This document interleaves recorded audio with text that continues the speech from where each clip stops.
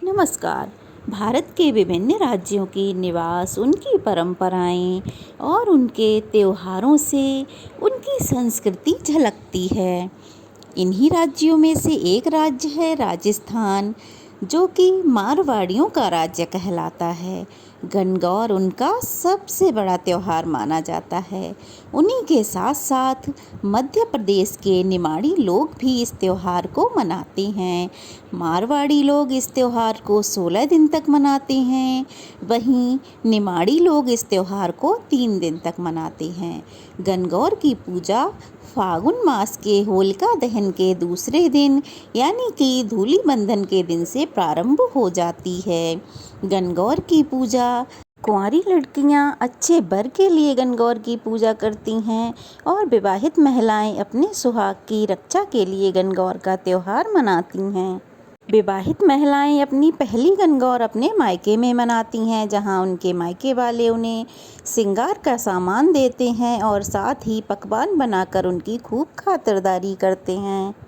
इस त्यौहार के आखिरी दिन पूजा और उद्यापन कर गणगौर को विसर्जित किया जाता है। गणगौर को मनाने के पीछे एक कथा भी प्रचलित है। एक समय माता पार्वती भोलेनाथ के साथ साथ नारद जी भी भ्रमण के लिए निकले। भ्रमण करते करते वह चैत्र मास की शुक्ल तृतीया को एक गांव में पहुँचे। उनके आगमन की खबर सुनकर धनी वर्ग की स्त्रियां अच्छे अच्छे पकवान बनाने में लग गईं और निर्धन वर्ग की स्त्रियां हल्दी और कुमकुम का तिलक लेकर तुरंत उनके पास पूजा करने के लिए पहुंच गईं। उन महिलाओं का भक्ति भाव देख माता पार्वती ने सारा सुहाग रस उन पर छिड़क दिया। थोड़े समय बाद धनी वर्ग की महिलाएं सोने चांदी की थाल में कई पकवान लेकर वहां पहुंचीं, तो भगवान शंकर ने माता पार्वती से पूछा, देवी, आपने सारा सुहाग रस तो उन स्त्रियों को दे दिया, अब इनको क्या दोगी? तब माता पार्वती ने कहा, उन स्त्रियों को मैंने ऊपरी पदार्थों से बना रस दिया था, परंतु इन स्त्रियों को मैं अपनी उंगली चीर कर अपने रक्त का सुहाग रस दूंगी, जिससे वे मेरे समान सौभाग्य प्राप्त करेंगी।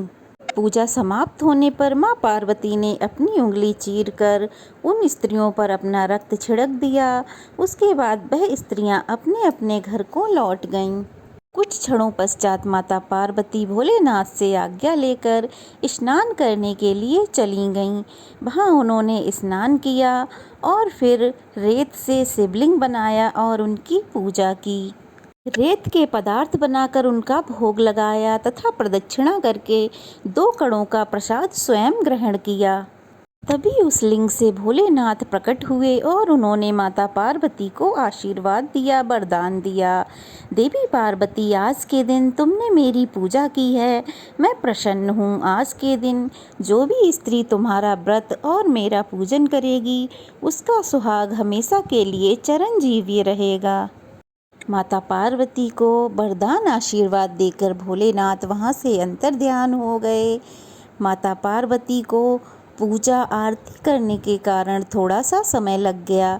जब मैं वापस लौटी तो भोलेनाथ ने मुस्कुराते हुए कहा, क्या हुआ देवी, तुम्हें इतना समय क्यों लग गया?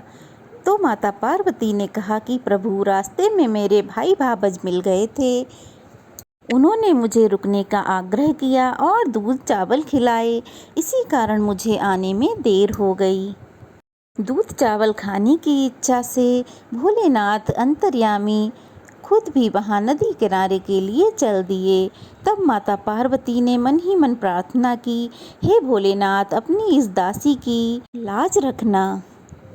जब भगवान शिव वहां पहुंचे तो वहां उन्हें एक महल दिखाई दिया और माता पार्वती के भाई भावज भी दिखाई दिए। माता पार्वती, भोलेनाथ और नारद जी 2 दिन तक वहां रहे।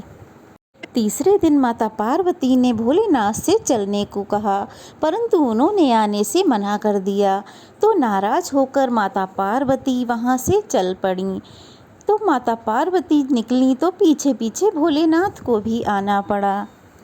नारद मुनि भी उनके साथ साथ चल दिए। थोड़ी दूर पहुंचने पर भोलेनाथ ने कहा, देवी, मैं तुम्हारे मायके में अपनी माला भूल आया हूँ। नारद मुनि से आग्रह किया कि क्या आप मेरी माला ला देंगे। नारद जी ने कहा, हाँ स्वामी, मैं अभी आपकी माला लेकर आता हूँ। नारद जी जैसे ही नदी के किनारे पहुँचे तो क्या देखा कि वहाँ पर तो कोई भी महल नहीं है, वहाँ पर और कुछ भी नहीं है, लेकिन एक पेड़ पर भोलेनाथ की माला उन्होंने टंगी देखी तो वह पेड़ से भोलेनाथ की माला उतार कर ले आए।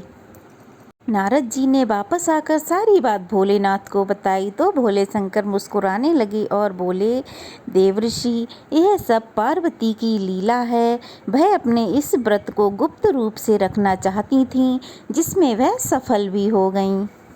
यह सब सुनकर नारद जी बहुत प्रसन्न हुए और उन्होंने देवी पार्वती के सामने नतमस्तक होकर कहा, हे माता, आपकी महिमा तो अपरंपार है। नारद जी ने कहा, जो भी स्त्री आज से गुप्त रूप से इस व्रत को करेगी, अपने पति की पूजा करेगी, उसके पति को दीर्घ आयु प्राप्त होगी। उसके बाद माता पार्वती, नारद जी और भोलेनाथ धरती लोक से प्रस्थान कर गए। उसी दिन से यह गणगौर का व्रत सभी स्त्रियां पूरी भक्ति भाव और श्रद्धा के साथ मनाती हैं। अपने पति की लंबी आयु के लिए, अच्छे स्वास्थ्य के लिए ये गणगौर का व्रत रखा जाता है। तो माता पार्वती और भोलेनाथ सबके सुहाग की रक्षा करें। यह थी गणगौर की व्रत कथा। कैसी लगी कमेंट बॉक्स में अवश्य बताएं। अच्छी लगी हो तो एक कमेंट अवश्य करें और प्लीज़ मेरे चैनल को सब्सक्राइब करें, वीडियो को लाइक करें।